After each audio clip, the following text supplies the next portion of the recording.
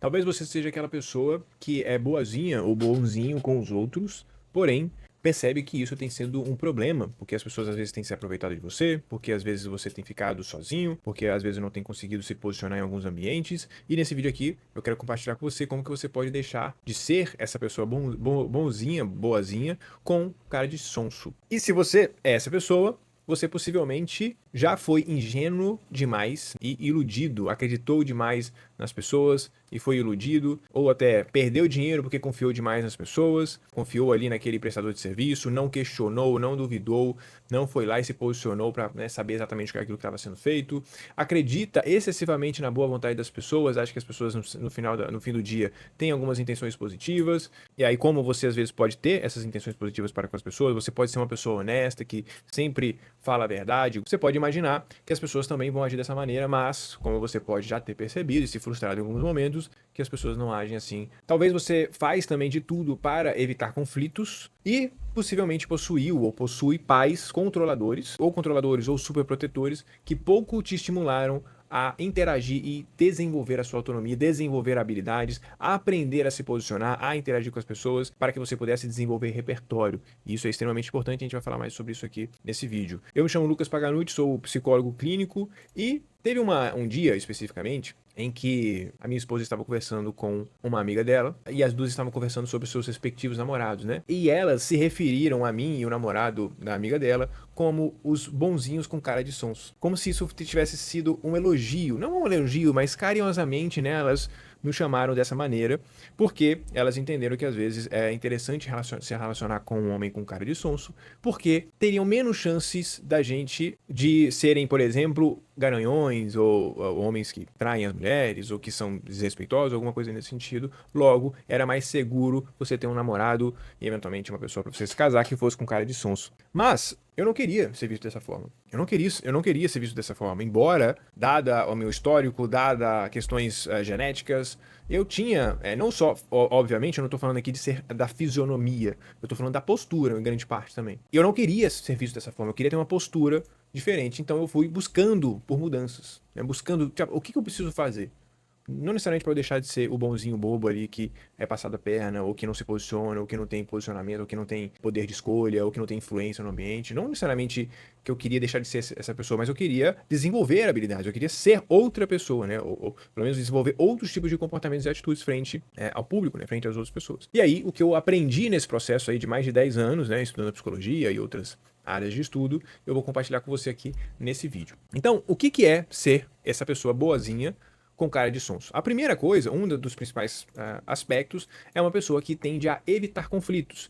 E um ponto importante é que evitar conflitos não necessariamente é ruim. Você pode, por exemplo, buscar ser excelente no seu trabalho para você evitar conflitos com o cliente, por exemplo, certo? Você entregar no prazo para evitar conflitos. Isso não necessariamente é uma coisa ruim. Só é ruim quando a gente foge dos conflitos no sentido de a gente foge das nossas responsabilidades. Se eu errei, se eu preciso ir lá e cobrar a pessoa, o cliente chegou e eu preciso ir lá, se eu fujo dessas situações, eu tendo a evitar conflitos de uma maneira que a gente vai chamar de disfuncional. Quando eu evito aquele conflito, é um problema. É um problema, porque às vezes eu acabo abrindo mão de coisas que são importantes para mim, às vezes eu deixo a pessoa levar o dinheiro e deixa, e assim, né? E aqui é um ponto extremamente importante. Outra característica de uma pessoa que é boazinha com cara de sonso é que ela tem uma cara de coitado e de inofensivo. Normalmente é uma pessoa que, talvez você já tenha percebido, mas quando a gente vai chegar num lugar novo, por exemplo, principalmente num lugar onde você não conhece muito bem as pessoas, ou as pessoas podem ser não muito afeituosas, digamos assim, a gente tende a ficar mais aqui, ó, acuado. Isso é uma característica que não só o ser humano tem, mas os animais também têm. É uma característica de você mostrar que você é inofensivo, que você não estar ali para, por exemplo, entre aspas, né, você dominar aquelas pessoas e você querer tomar o lugar daquelas pessoas, ou seja, você está ali pelo bem, na tranquilidade. Então é normalmente uma pessoa que faz essa cara de inofensivo, uma cara de coitado. Tem uma dificuldade para dizer não. E aqui é um ponto extremamente importante também. Não tem planos claros, ou seja, eu vou sair, mas eu não sei o que eu quero.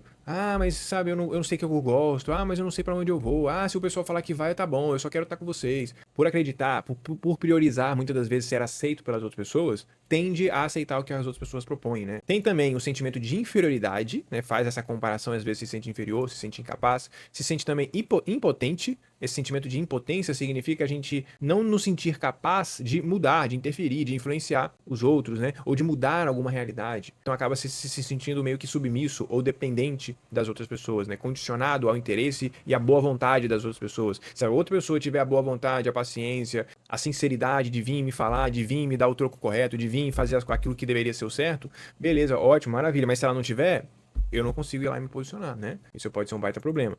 Tem características, né?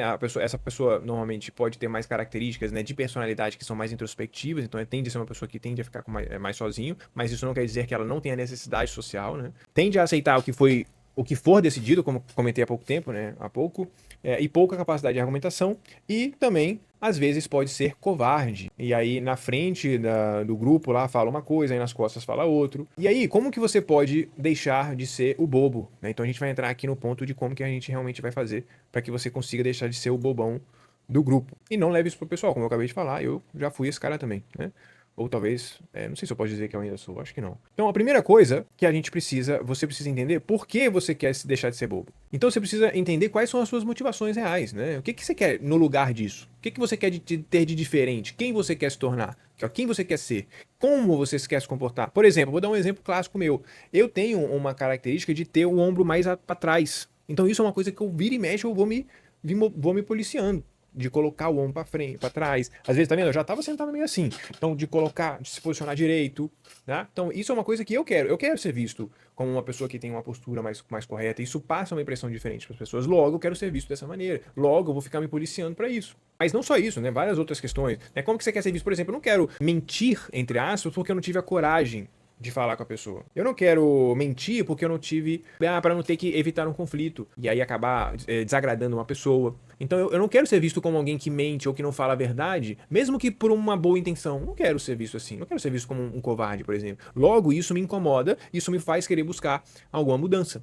Isso me motiva. Então, sem esses elementos, que eu imagino que você está até agora, possivelmente você possa ter, sem esses elementos é muito difícil você conseguir fazer alguma mudança, né? Aquilo que você quer ser diferente. Outra coisa, né? O segundo elemento, reflita sobre o seu próprio comportamento. O que isso significa? Muitas vezes nós tentamos esquecer daquele ocorrido. Isso pode ter acontecido com você, talvez você tenha tido algum comportamento em que as pessoas ficam rindo de você, ficam relembrando para rir uns dos outros, para fazer piada de você. Eu sei porque já aconteceu isso comigo, acontece. Das pessoas querem pegar ali no seu ponto fraco. Não, você não é tão bom assim, abaixa a bola porque você já fez isso e aquilo.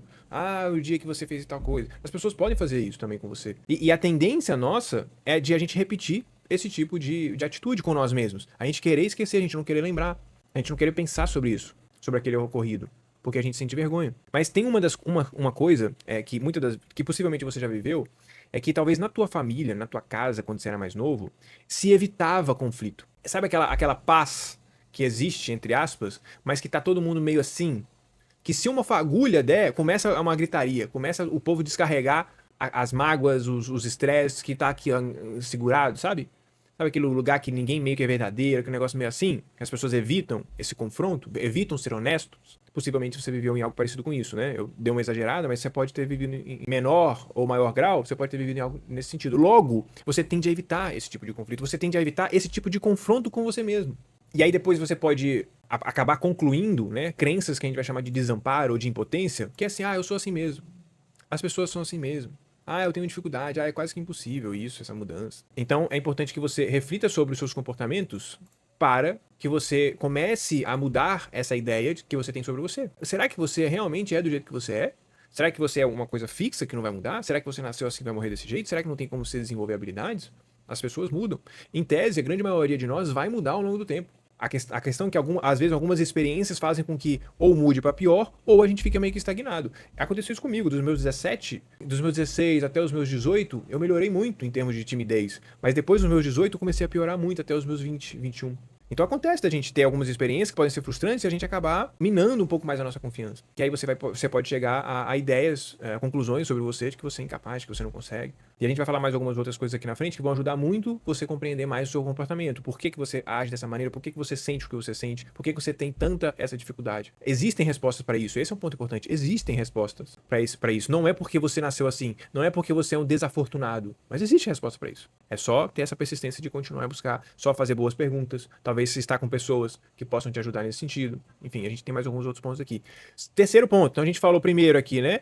De pensar nas motivações, depois reflita sobre os seus próprios comportamentos e depois reflita sobre o comportamento dos outros.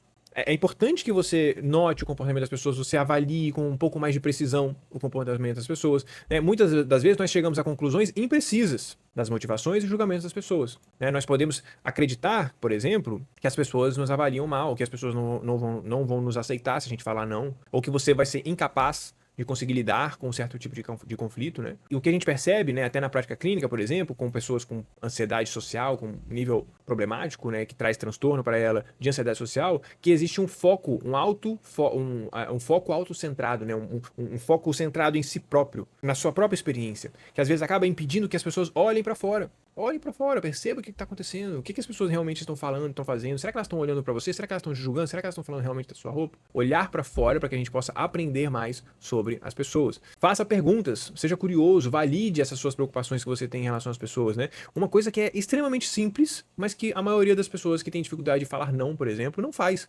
Pergunta pra pessoa, vem cá. Aí a pessoa vai lá e te faz um pedido. Você, ao invés de você responder pra ela, você faz uma outra pergunta. Fala assim, cá, se eu falasse não pra você, como é que você se sentiria? Como é que seria pra você essa experiência? Uma coisa simples que você poderia fazer, que com certeza abriria um espaço ali pra você ter uma experiência mais fácil pra falar não. E talvez você saberia como é que seria a pessoa. Talvez a pessoa fale, não, tudo bem, cara. Você tem todo o seu direito de falar não. Aí você fala, pô, parece que foi mais fácil do que eu imaginava.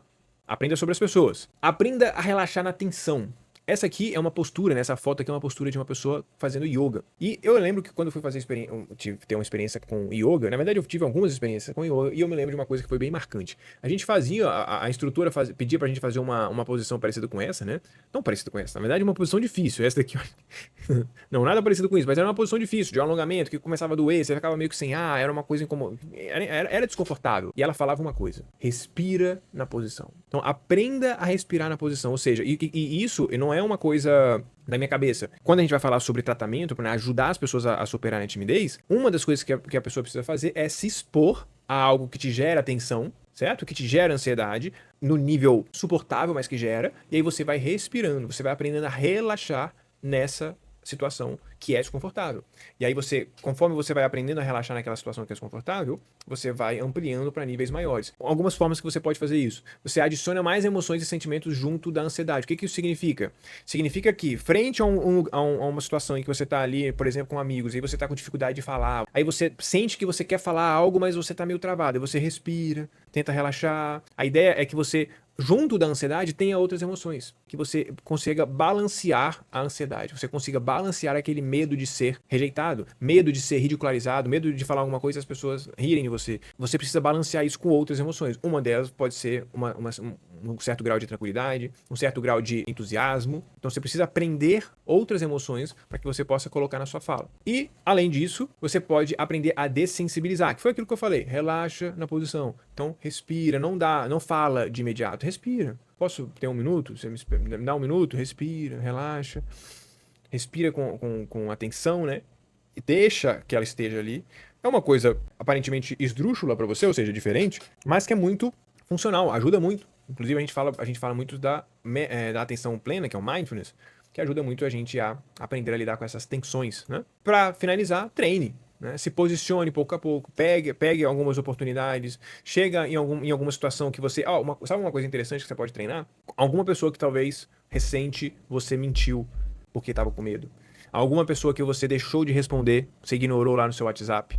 Isso aí com certeza tem. No seu WhatsApp, alguém que te pediu alguma coisa, você ignorou porque você estava com medo de responder. Vai lá e responde. Vai lá e se posiciona. Pratique sozinho, fale, né? Repetidas vezes, seja no banheiro, seja no espelho, seja com outras pessoas que possam te ajudar, mas é importante que você pratique sozinho. E também tenha planos claros do que você quer fazer. Pô, você vai se encontrar com os amigos, como é que eu quero que seja essa experiência? O que eu gostaria de fazer? O que eu gostaria de falar com eles? Como é que eu... Sabe, você pode planejar, sabe como você planejasse uma reunião?